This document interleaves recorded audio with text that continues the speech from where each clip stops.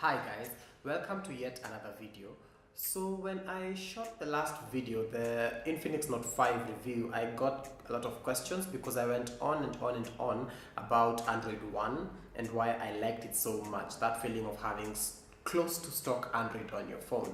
So this video right here is going to be an in-depth look at exactly what is Android One and what do you stand to gain from it.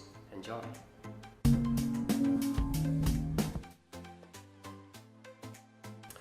So as I begin, if you did not watch that other video where I went on and on and on about Android One, I will leave the link somewhere up here or up here.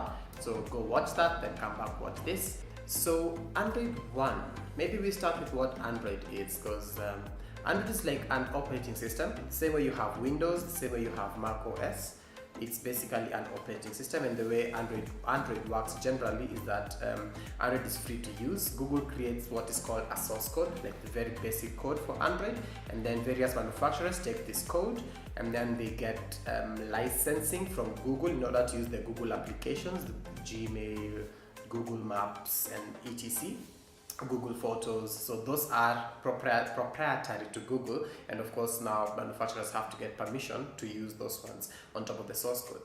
And from my personal view, this ends up in Android being sort of scattered all over the place, because if you take something like, let me use local examples, the Techno L something or the Techno Phantom and place it here, and then you take something like the Samsung Galaxy J7 and place it here.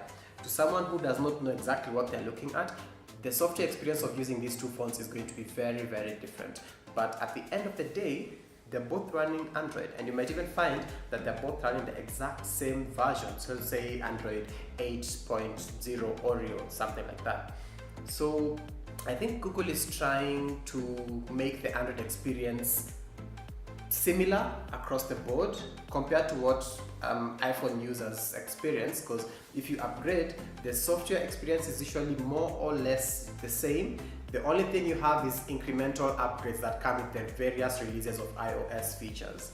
But for Android, when you move from a Techno handset to a Motorola handset to a Samsung handset to an Infinix handset, most of the time the software experience is usually not quite the same.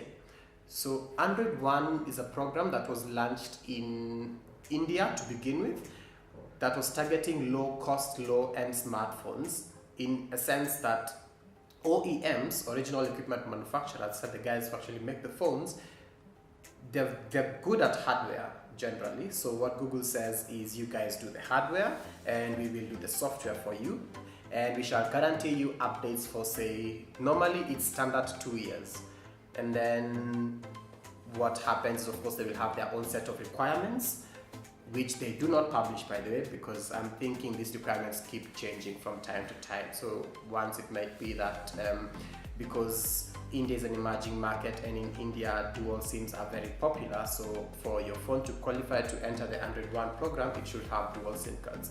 Maybe the next year it will say for your phone to qualify to enter the Android One program, it must have a minimum of a 5-inch screen that has a 720, that's 720p and above, or something like that.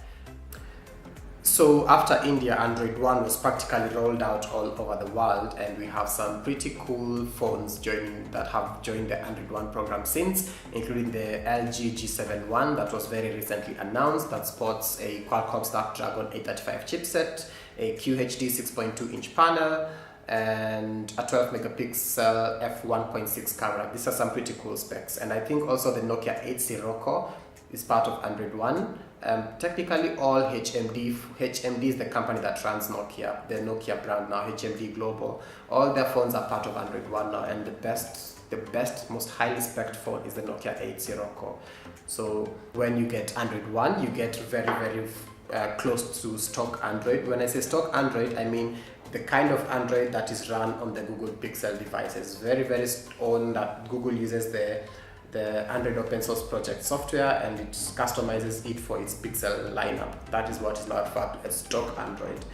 That's made by Google. And then now there's Android One. There's also Android Go. Android Go is like a very dumbed down version of Android, so that phones that have very low specs can be able to run well. So when you see Android Go being advertised as being what is powering a smartphone, know right from the get-go that phone has got very, very low specs, and the reason it has Android Go is that it may be able to run smoothly with its low specs.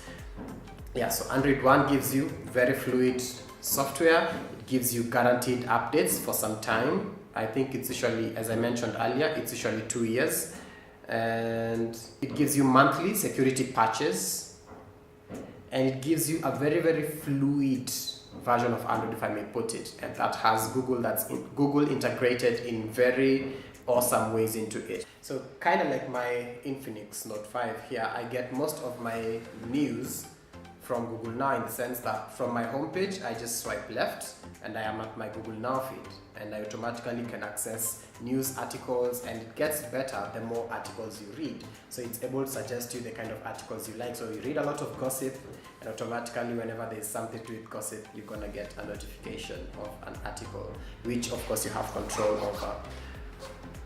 So yeah, you get very fluid Android, which is the #1 reason why I choose to go Android One, or as close to stock Android as possible. Of course, if you are able to afford it, then I'd advise you to go straight to stock Android by getting something like the Pixel.